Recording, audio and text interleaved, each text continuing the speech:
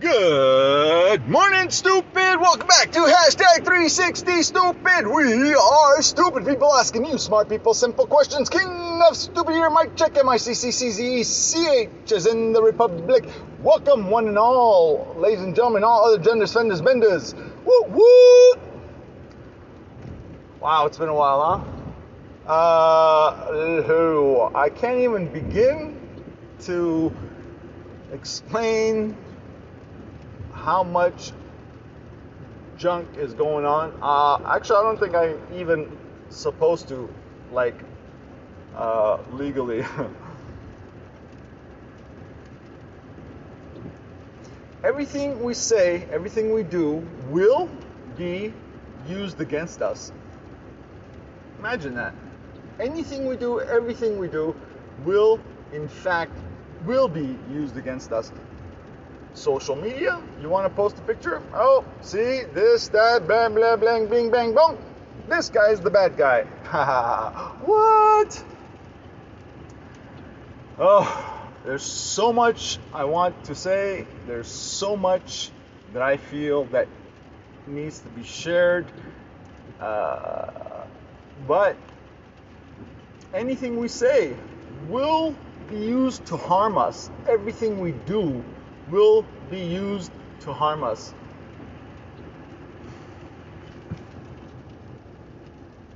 Think about that. It's natural human instinct to communicate, to talk.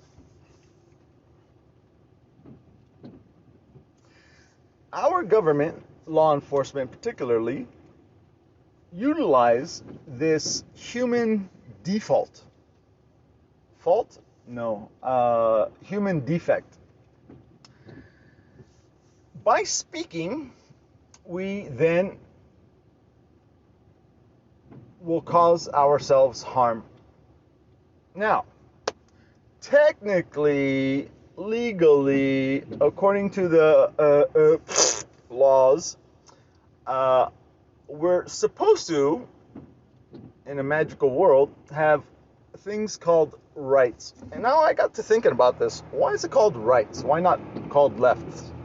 Because, you know how there's a saying, yeah, right, that's what rights are. It's an imaginary thing that is fed to us to help us believe in something that does not exist. Nobody's got rights. And rights are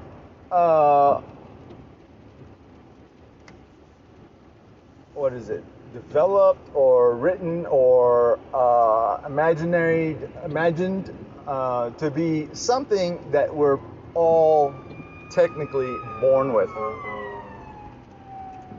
Now, certain rights you'll be rewarded or allowed, or the suggestion is, arrives at a certain time in a person's life, meaning when you're a minority under the age of 18, you don't have all the rights that the majority has over 18.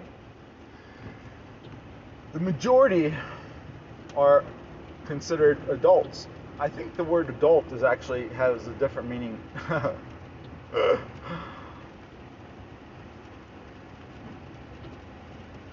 Words that you, I, everybody utilizes daily, that we understand to have certain definitions, have different definitions in law. So the definitions of words in the American dictionary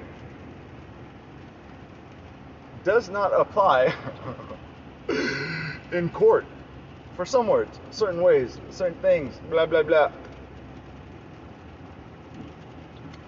Have you ever read a law? Any law, just a law. You know, when you get a ticket or whatever, have you ever looked up that law? It's really simple. They usually have a number, right? You violated blah, blah, blah number, which says blah, blah, blah. Have you ever looked it up? Have you ever actually read a law? Have you ever looked up the definitions of the words in that law? I had a conversation with a friend of mine's cousin who was an attorney. Not I think it was business law or something. Yeah, I think she was working for a winery, which I think must have been pretty big to have an in-house lawyer. So. Uh, she was visiting from out of town, and every time she comes over, always had boxes of wines for everybody, which was funny because most of her family didn't drink. They were a particular religion, and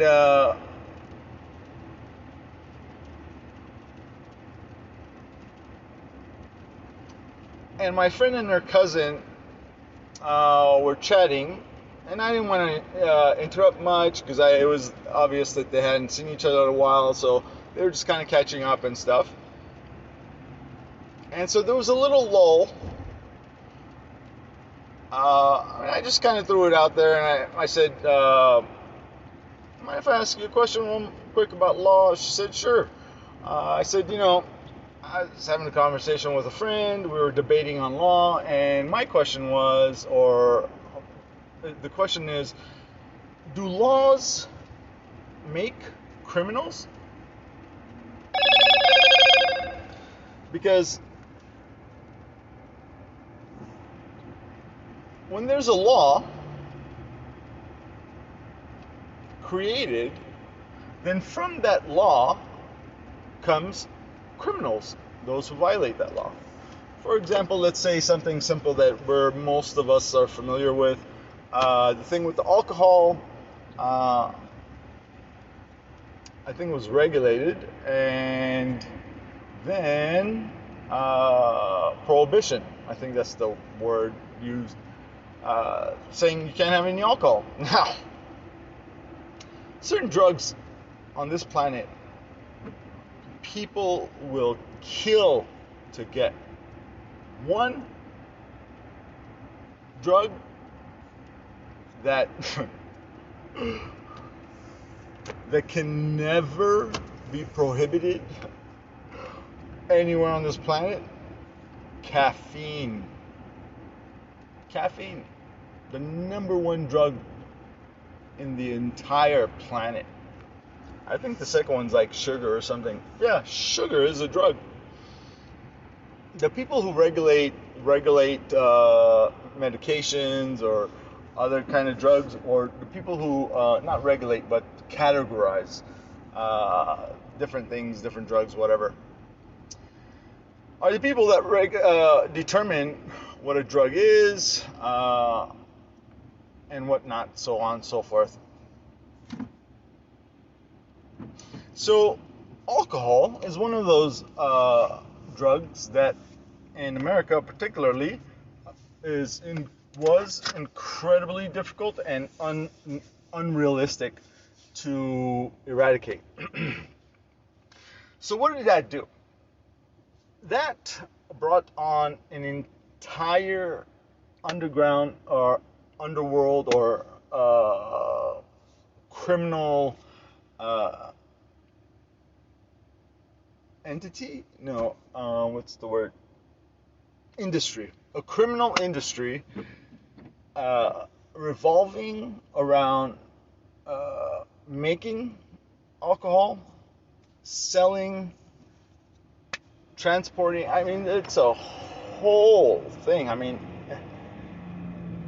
imagine all the things involved in one product. Making the alcohol, you got to make it somewhere where you're not going to get caught, because again, it's you can't make it, you can't transport it, you can't buy it, you can't sell it, you cannot possess it, I believe was the whole thing. However, everybody knows that the people with authority, power, all had booze tucked away. They all had it. They didn't make it. They certainly didn't transport it. Transporting is one of the more riskier parts of any criminal or unlawful product, let's say. So, let's say I'm talking like the mayor, okay? The mayor had alcohol. Everybody has drugs all the time. Sugar is a drug. So, children have drugs. The word drug is not understood. The word drug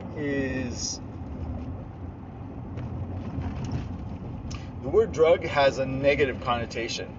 Although we understand that medication is a drug, medication helps, some medications help, and yet when you say that person's got drugs, most people are going to think they've got something unlawful. But the mayor, let's say for example, whichever city, town, whatever, everybody knew, had a bottle of booze or whatever tucked away. Didn't make it, didn't transport it, had to buy it. Who would he buy it from? He had to buy it from a criminal. Somebody who clearly is a criminal because it's prohibited. The mayor was part of making the law. The mayor is part of passing the law. The mayor is part of enforcing the law. Whatever. But the mayor is certainly not supposed to be buying the thing that he helped make unlawful. But who's going to enforce that? Who's going to go to the mayor's house and say, I think you're supposed to say Your Honor or Mayor or whatever, and say, hey, Your Honor, Mayor or whatever, we know you got unlawful possession of controlled substance or whatever the lawyer talk words are. The chief of police knows. The chief of police has booze. Everybody had booze. Whoever drank, So, if the person enforcing the law is also the person that is violating that exact law that they're enforcing, how does that work? How does the mayor have booze when the mayor says no one's allowed to have booze? It's remarkable. Absolutely remarkable.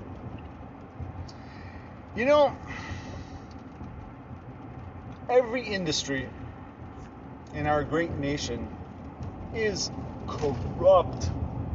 Every single industry.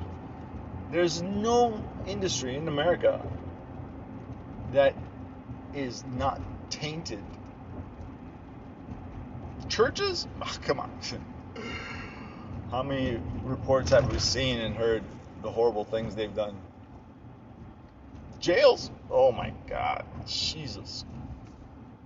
I don't know who or what has thought that torturing, tormenting, punishing, hurting someone causes them to become a better person. Imagine your child does something, whatever, something wrong, tiny little thing, big thing, whatever.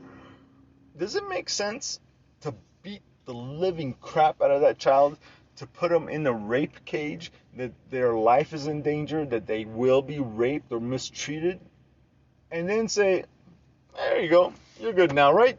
You learned your lesson. What's the lesson there?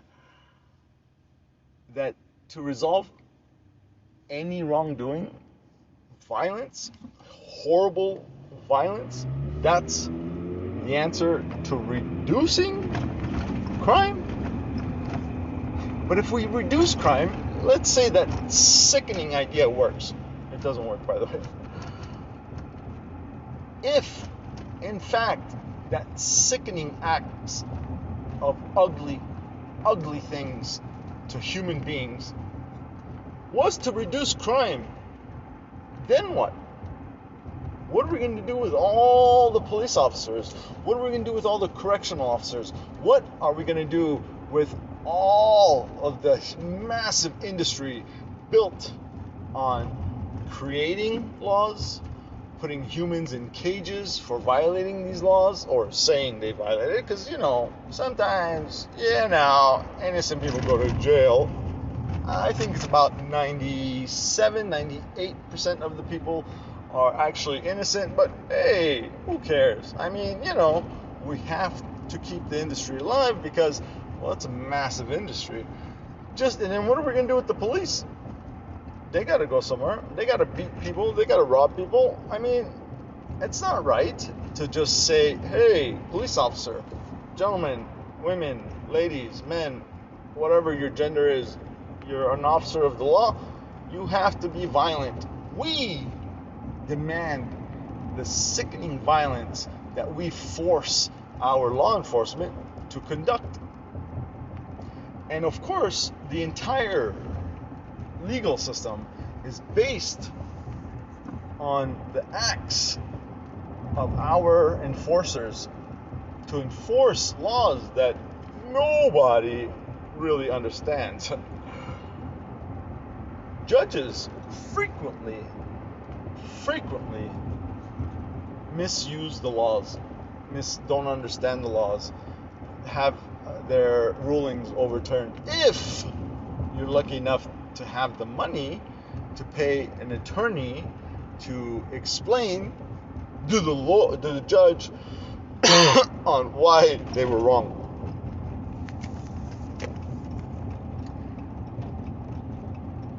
An appeal lawyer costs sometimes around $200,000 to $300,000. That's the appeal. The court, the trial. Ooh.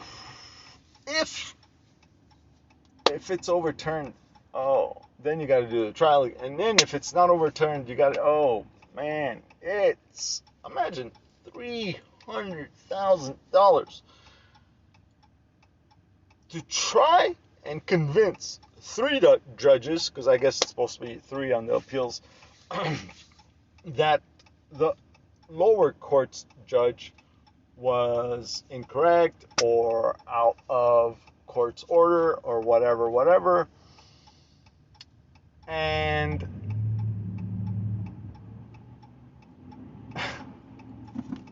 even if you're correct, but you don't have a lawyer, your appeal is usually just thrown out. They come up with a quick little, blah, blah, blah this, blah, blah, blah that, case law, ruling, this is how we rule, boom. Even if the appeal judges understand what the fool, that's the people who the people who cannot afford an attorney are fools, according to the judges in the courts and the lawyers and whatever. So the courts refer to poor people in the lower socioeconomic who don't have the money to pay for lawyers. Even if the judge understood the fool's appeal, they would still deny it. There's this weird idea that if you, let's say a janitor, okay, you're a janitor, and somebody's complaining about another janitor. So you as a janitor are supposed to do everything, lie, twist things, whatever, deny them access to protect the other janitor, because you're a janitor and they're complaining about another janitor. Does that make sense to you? If you're mopping the floor and somebody comes over and wants to make a complaint about another janitor's mopping, you're supposed to do everything to protect that other janitor. Lie, cheat, steal, twist words, anything. Violence, threats of violence, anything, everything, to protect your fellow janitor. Does that make sense? Why would you do that? That doesn't make sense. There's a book, I think it's called Rainmaker. It talks about rainmakers are like people who just make crazy amount of money in whatever industry they're in. And in there it says complaints. People complaining is not a bad thing. It's a good thing. It's actually a valuable thing. Somebody who utilizes your services and then complains to you about your services is valuable.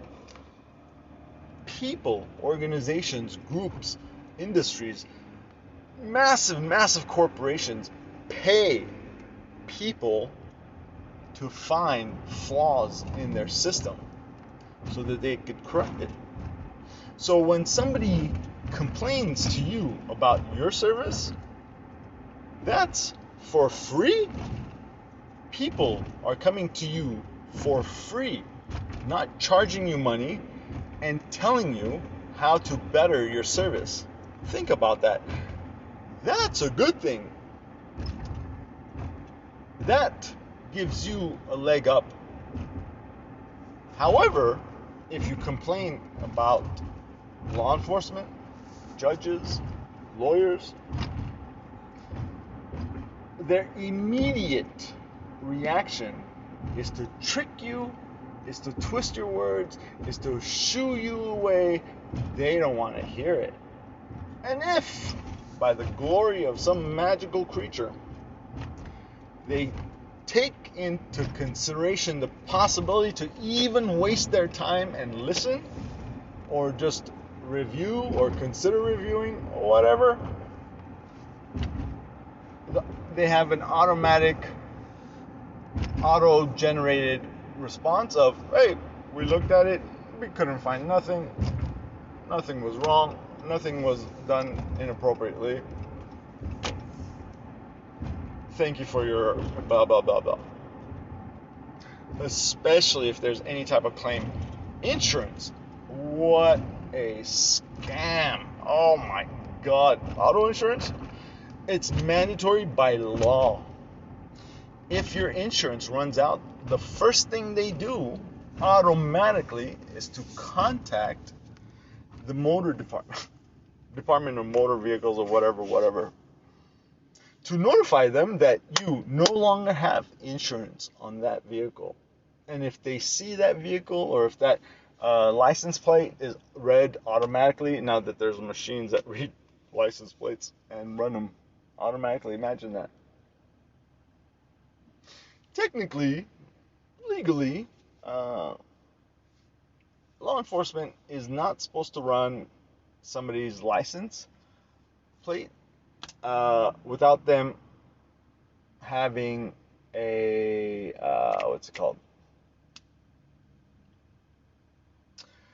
an idea that you're violating law. So if your vehicle or you are not violating law, they're not supposed to run your plates. However, that's a violation of, I think, your Fourth Amendment. However, the supremest of the highest glory gods determined that violation isn't all that bad. So the courts have clearly ruled that is in fact a violation of the Fourth Amendment of the Constitution, which is a garbage pile of paper that don't mean jack diddly. But it's okay, because it's not that bad of a violation of your so-called rights. And so they allow it. So every day, every single day, minute to minute, hour to hour, when there's a radio call that comes in from the law enforcement, and if they type it into their computers, of any vehicle's license plate, without them knowing or believing or seeing or articulating or blah blah blah blah blah, whatever lawyer words, that vehicle or that person in the vehicle has violated the law, They're violating your rights. Right. Ain't that something? That's the actual legal garbage that is said, believed, typed, whatever, created. It's a delusion, folks. It's a delusion. The supreme garbage laws, courts, whatever, are openly saying that is, in fact, a violation of your rights. That's in the Constitution of the... But it's not that bad. It's not too big of an intrusion into your rights. So, we're just sticking the tip in, not the whole fist, just the tip, So, hey, so you bleed a little bit in the beginning, who cares? Don't worry about it. It doesn't bother the supreme gods that sit above us. It doesn't bother them that their license plate are run. It doesn't even bother them when they stop people over unlawfully, because, hey, when they get stopped over unlawfully, guess what happens? Oh, your supreme justices, or whatever it's called. That's right, it's me. Oh, my apologies, I didn't recognize you. I don't need anything, you're good, have a good day. My apology for interrupting your day. Right? That's what the judges get. That's what the justices get. However, if you or me, or let's say a human being that has a darker skin, hey, us, we don't get that service. No. Oh, I pulled you over because of... What? Yeah. Oh, what is that? Okay, stop arguing. Who's arguing? I'm just asking, what did you just say? Oh, it's like that. Okay, get out of the car. Get out of the car. The only reason law enforcement is to legally demand that you get out of the car is for their safety. If they feel, think, believe that there's something in the car, or you being in the car is more dangerous to them, that is the only reason that they're supposed to have the power and authority to physically remove you from your car. However, in everybody's mind, when the police officer says get out of the car, that's it. You're supposed to just jump right out. Well, don't jump out, because that might startle them. That might get you killed. Slowly, politely, gently move out of the vehicle and bow and lick the ground that our gods walk on. I don't know if they even walk. I think they float, right? In the hopes that they allow you to exist on the same planet and serve them with the glory and the foundation of every penny earned. Because that's what they're doing, right? They're not pulling us over for safety. It's about the money, baby. Money. And who pays the judges? Well, if the cops don't stop us, if the cops don't take our money, who's going to pay the judges? What are the judges supposed to do? What are the lawyers going to do? What job is a correctional officer going to do? Officers, law enforcement officers in bigger cities make roughly about $250,000 a year. Who said what? $250,000 a year. Imagine that. All right, ladies and gentlemen, all the gents, friends, benders, I am. Mic check, mic check. MICCCCE. Search is in the Republic. Signing off. Thank you for the privilege of your time. Good night, stupid.